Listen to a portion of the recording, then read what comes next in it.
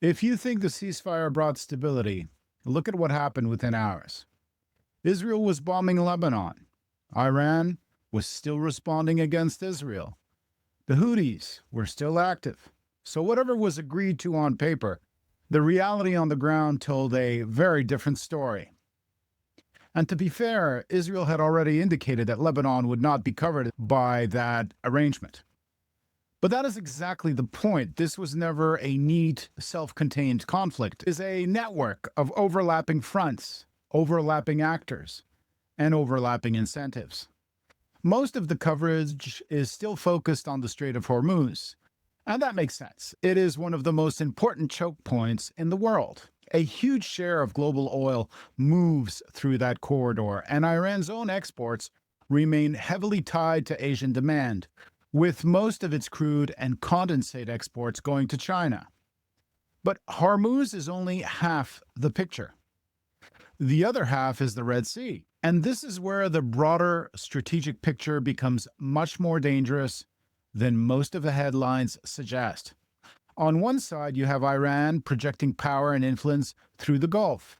On the other, you have the Houthis pressuring one of the most important maritime corridors in the world.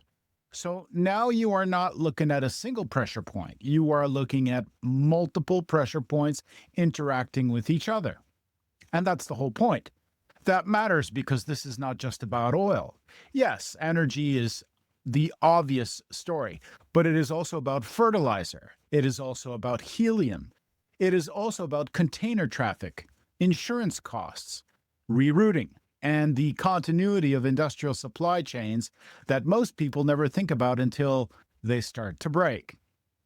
Once those flows become unreliable, the effect moves quickly from shipping lanes into food prices, manufacturing timelines, medical systems, and the broader cost of doing business globally. This is why the phrase regional crisis is too small for what we're looking at.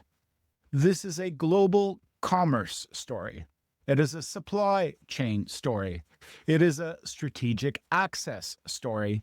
And it is becoming clear that everyone involved now has the ability to impose costs without necessarily seeking a full-scale conventional war, with ground troops in particular.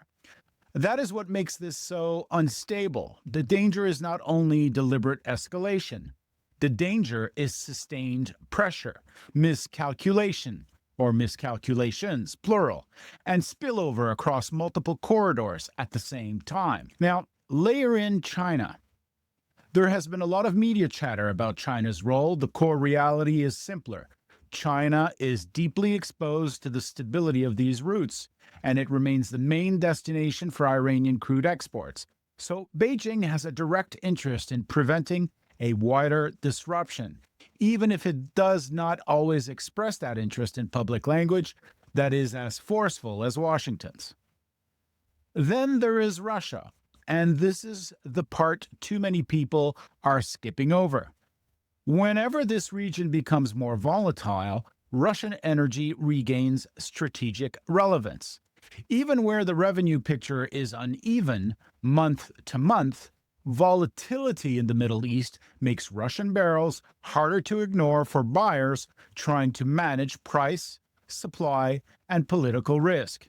That gives Moscow room, and any room Moscow gains matters because Russia is still funding a war in Ukraine and still operating inside a broader contest over energy, trade, and strategic leverage. So step back and ask the real question. Who does this advantage? It does not advantage free commerce. It does not advantage shipping stability. It does not advantage countries that depend on open sea lanes and predictable access to inputs. What it advantages is leverage. It advantages actors who know how to weaponize geography, energy dependence, shipping risk, and political hesitation. And that should force countries like Canada to think much more seriously about diversification, not a slogan, as a strategy.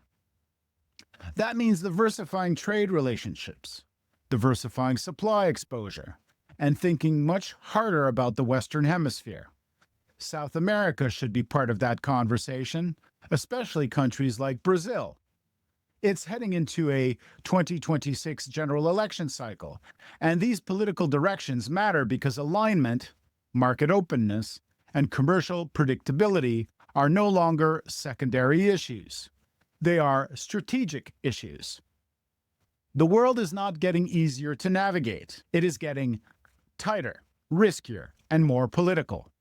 And the countries that do well in that environment will be the ones that stop pretending this is just about one ceasefire, one corridor, and one headline.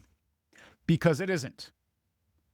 It is about who can still move, trade, build, and decide freely in a world where the checkpoints are multiplying.